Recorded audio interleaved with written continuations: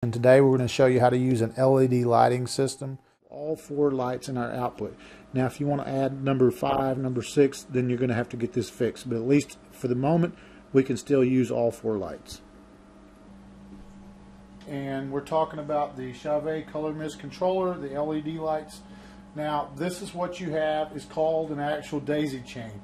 So when you hear that term, you're going to know that that means this controller is controlling the actions of each and every one. In just a minute I'm going to show you how we're going to use this controller, but for right now I just want to show you that if I wanted to turn it to, let's say, red, I can hit red, they're all going to be red. I can hit green, they're all going to be green. So basically everything is controlled by one signal. So whatever this, whether we unplug this one, if we want to unplug this, these are all still controlled by the same signal.